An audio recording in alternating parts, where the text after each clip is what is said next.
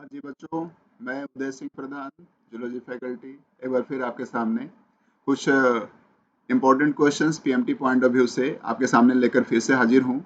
तो चलिए हम सब एक अनदर क्वेश्चन को डिस्कस करते हैं। आइए क्वेश्चंस पहले हम आप रीड करते हैं। क्वेश्चन जो है, which of the following is not a function of atrial natriuretic peptide और फैक्टर। क्वेश्चन पूछा जा रहा है कि इनमें से कौन सा एट्रियल नाट्रियूरेटिक फैक्टर का फंक्शन या एक्शन नहीं है। फर्स्ट ऑप्शन देखिए, it acts to decrease aldosterone release from the adrenal cortex. Second option, it acts to increase urine output. C option, it acts to increase blood pressure. D option, it acts to decrease ADH release. चलिए हम जरा इनको discuss करते हैं, सारे options को one by one discuss करते हैं। तो जैसे सपोज ये किडनी है,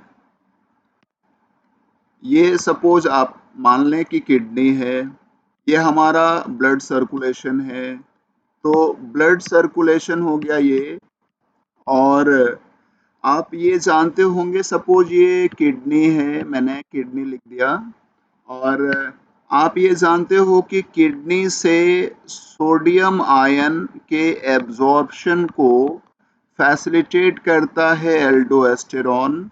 साथ ही साथ ये क्लोराइड आयन के एब्जॉर्प्शन को भी फैसिलिटेट करता है। तो इस तरह से आप कह सकते हो कि एल्डोस्टेरॉन ब्लड NaCl लेवल को इन्हेंस करता है। इसीलिए तो हम सब एल्डोस्टेरॉन को सॉल्ट रिटेंशन हार्मोन भी कहते हैं। अब आप ये याद रखो कि एल्डोस्टेरॉन सिक्रीशन को स्टिमुलेट करता है एक एंजियोटेंसिन नाम का प्रोटीन। ये एंजियोटेंसिन 2 जो है, ये स्टिमुलेट करता है कि एल्डोस्टेरॉन का सिक्रीशन हो एड्रिनल कॉर्टेक्स से, और फिर ब्लड NaCl लेवल इंक्रीज कर जाए, सोडियम एब्जॉर्प्शन हो, क्लोराइड आयन एब्जॉर्ब हो, और किडनी से सोडियम का एक्सक्रीशन मिनिमाइज्ड हो, कम से कम हो। तो ये सारा फंक्शन मैंने जो डिस्कस किया वो एल्डोस्टेरॉन का है, और एल्डोस्टेरॉन के सिक्रीशन को इवोक करता है एंजियोटेंसिन 2, और ये रास से बिलोंग करता है। आप हम सब जानते हैं, इसका पूरा नाम है रेनिन एंजियोटेंसिन एल्डोस्टेरॉन सिस्टम, और इसी से एक बिलोंग करता है एंजियोटेंसिन 2, और ये इवोक करता है एल्डोस्टेरॉन सिक्रीशन को। आप याद रखिए, रास का जस्ट एंटागोनिस्टिक होता है ANF। अब आपके माइंड में ये होना चाहिए कि भाई एट्रियल नाट्रियूरेटिक फैक्टर में जो वर्ड है नाट्रियूरेटिक, इसका सेंस क्या है। तो आप ये याद रखेंगे, ये जो ANF है ये हार्ट के एट्रिया से रिलीज होता है, और एंटागोनिस्टिक है रास के, और रास की जो भी एक्टिविटीज हैं उसका जस्ट अपोजिट इफेक्ट प्रोड्यूस करता है ANF। तो क्या करता है ये, आप याद रखेंगे, ANF जो है वो एल्डोस्टेरॉन सिक्रीशन को इनहिबिट करता है। एल्डोस्टेरॉन का सिक्रीशन मिनिमाइज्ड हो जाएगा, तो सोडियम और क्लोराइड आयन का ब्लड में फर्दर एब्जॉर्प्शन बंद होगा, मिनिमाइज हो जाएगा, और इस वजह से जो किडनी से यूरिन के साथ सोडियम का एक्सक्रीशन है वो बढ़ जाएगा। तो आप कह सकते हो कि ANF जो है वो किडनी से सोडियम एक्सक्रीशन को फेवर करता है, या सोडियम का एक्सक्रीशन बढ़ा देता है, और इसी के लिए हम एक वर्ड यूज करते हैं नाट्रियूरेसिस।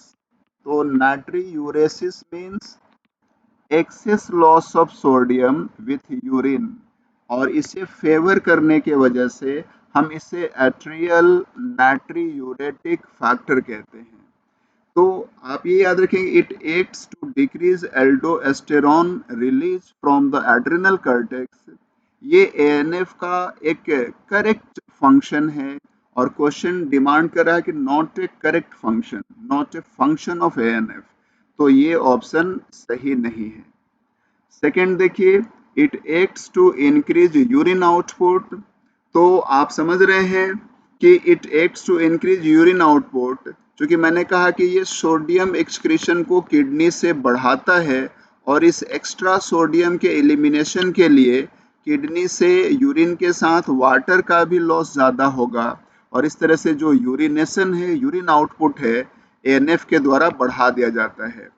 तो ये भी एक करेक्ट फंक्शन है एएनएफ का, इसलिए ये भी ऑप्शन सुटेबल नहीं है, क्योंकि हम नॉट ए फंक्शन पे डिस्कशन कर रहे हैं।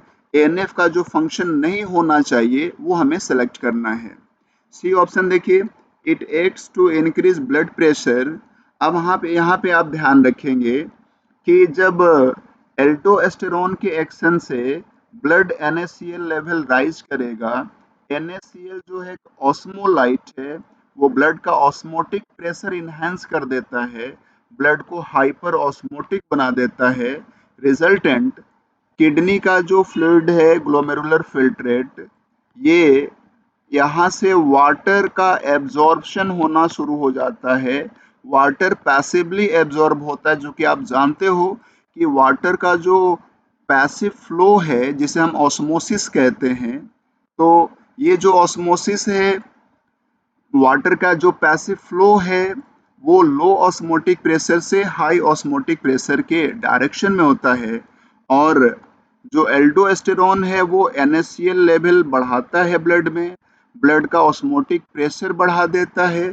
इसका इफेक्ट है कि किडनी से वाटर ब्लड में एब्जॉर्ब होकर के आता है और इस तरह से ब्लड का वॉल्यूम इनहेंस हो जाता है एल्डोस्टेरोन के एक्शन से और ब्लड वॉल्यूम के इंक्रीज होने की वजह से जो ब्लड प्रेशर है वो राइज कर जाता है। तो एल्डोस्टेरोन और रास को क्रेडिट जाता है ब्लड प्रेशर बढ़ाने का।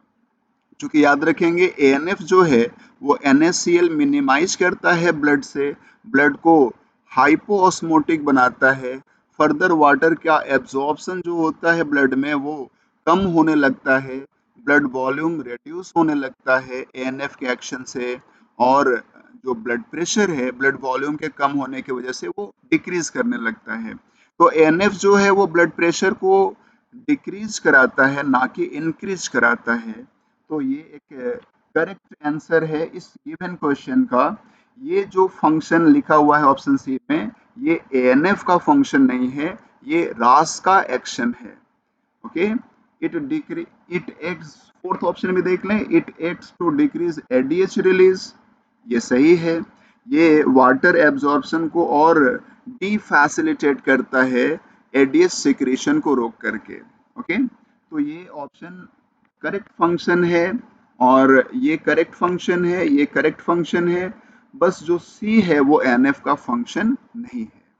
ओके, इस तरह से कॉन्सेप्ट लेवल पे हम लोग डिस्कस करेंगे और जो भी इंपॉर्टेंट इंफॉर्मेशंस मैं फिर से कर रहा हूँ आप नोट करते जाइए। Okay, thank you.